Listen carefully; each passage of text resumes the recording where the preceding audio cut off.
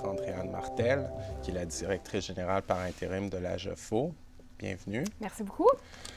Donc, on va parler de la question de l'accès à la justice, de l'importance de l'accès à la justice. Est-ce que vous pourriez définir pour nos téléspectateurs, c'est quoi ça, l'accès à la justice? Absolument. Donc, l'accès à la justice, ici, on va parler de l'accès à la justice en français parce qu'évidemment, on est des francophones de l'Ontario. L'accès à la justice, c'est comprendre ses droits en français. Savoir quoi faire si on fait face à un problème juridique. Par exemple, j'ai une chicane de voisin ou j'ai un problème avec ma maison. Qu'est-ce que je fais? Qui je vais voir pour régler mon problème? Comment est-ce que je trouve un avocat? Comment est-ce que je trouve un avocat qui parle français? Donc, comment est-ce que je règle mon problème et que je connais mes droits en français? Donc, connaître ses droits. Exactement. Donc, savoir quoi faire, savoir c'est quoi mes droits en vertu de la Charte canadienne des droits et libertés, connaître la base du droit en français. C'est connaître, j'imagine, pour faire valoir. Exactement, pour savoir quoi faire si on fait face à un problème. OK, pour savoir faire respecter ses droits, parce qu'on Exactement. vit dans une société de droit où Exactement. la loi est la primauté du droit. Exactement. Puis, on ne parle pas juste de droit, par exemple, droit criminel, comme si je me fais arrêter, qu'est-ce que Non. je fais? Oui, c'est important à savoir, mais on parle des situations juridiques de tous les jours. Plus simple. Exactement. C'est ça. Parce que souvent, le concept du droit de la justice, ça vient mystifier les gens, puis ils s'imaginent que c'est juste des grosses choses, mais c'est la vie, c'est tous les jours. Exactement.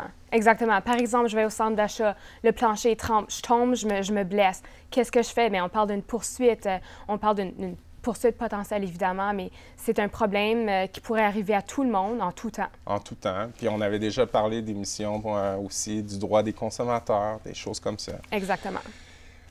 Ça m'amène à la deuxième question que je trouve qui est intéressante. C'est qui ça qui a besoin de l'accès à la justice? C'est une bonne question, évidemment, parce que tout le monde devrait connaître ses droits et savoir quoi faire. Donc, l'accès à la justice, ça touche tout le monde.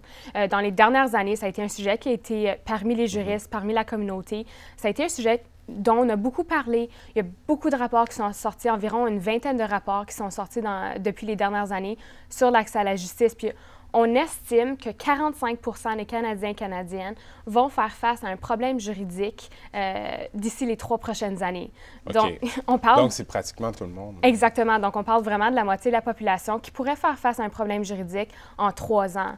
Donc, ici, encore une fois, pas juste un problème en droit criminel comme les gens peuvent s'imaginer, mais vraiment des problèmes de tous les jours. De problèmes tous les jours. Puis j'aime ça parce qu'il y a le concept, il y a l'importance de savoir, de connaître pour faire valoir ses droits. Oui. Mais aussi, je dirais pas, je me souviens plus non plus c'est quoi la maxime en latin, mais de l'ignorance de ses droits, c'est pas une excuse, ça. Exactement. Ça, c'est important de le dire, ça. C'est ça, en droit criminel, c'est pas une défense. Tu peux pas dire « je le savais pas ». Non, non, exactement. Puis, il y a plusieurs personnes qui vont rien faire s'ils font face à un problème juridique parce que soit ils pensent que ça va coûter trop cher. Par exemple, les frais juridiques sont intimidés par le système judiciaire, ils ne savent pas comment naviguer le système, pensent que ça va prendre trop de temps, pensent que leur problème ne sera jamais résolu.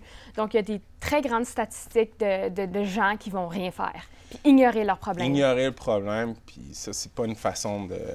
C'est pas conseillé. Non, puis... parce qu'un problème juridique qui est non résolu peut mener à d'autres problèmes juridiques qui peuvent escalader. Peut entraîner d'autres problèmes, puis d'autres problèmes. Puis, comment faire pour promouvoir un meilleur accès à la justice? C'est une bonne question. Évidemment, j'ai parlé qu'il y a plusieurs rapports qui ont évalué la question et ont donné des pistes de solutions. Donc, dans les dernières années, il y a plusieurs rapports qui offrent des pistes de solutions. On a également des organismes communautaires comme l'AGEFO qui mettent en œuvre des programmes d'accès à la justice. C'est la finalité, c'est le but de l'AGEFO. Exactement. Donc, ça, c'est le mandat de l'AGEFO. Par exemple, aujourd'hui, on est à cliquerjustice.tv. C'est le nom de l'émission. Oui. Bien, ce projet dérive de notre site web d'information juridique. Cliquerjustice.ca, chers téléspectateurs. Exactement. Donc, c'est un site web d'information juridique vulgarisée. Donc, tu as une question juridique, tu peux aller en ligne, aller sur cliquerjustice.ca et obtenir de l'information d'ordre général. Ce ne sont pas des conseils, sauf que c'est de l'information générale qui te permet de comprendre ton droit. C'est de l'information qui est gratuite, en français et en ligne. Gratuite. Donc ça, c'est par exemple... Puis aussi qui est accessible. C'est Exactement. pas compliqué, là, puis c'est Exactement. dit en termes pratiques et accessibles. Exactement, c'est vulgarisé, donc on comprend ce qu'on lit.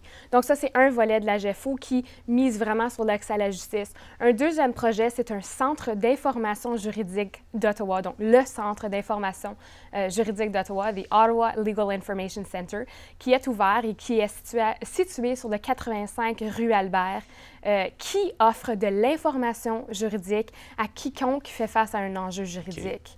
Donc une personne peut venir au centre, obtenir de l'information juridique en français ou en anglais, gratuite. Gratuitement. C'est le concept du pro bono. Là, non, ce n'est pas du pro bono. Non, donc ce n'est pas la même chose. Donc, on ne donne pas de conseils juridiques. Il n'y a pas de conseils, c'est juste... Sauf qu'on va référer aux organismes de la région si la personne remplit les critères d'admissibilité. Par exemple, pro bono.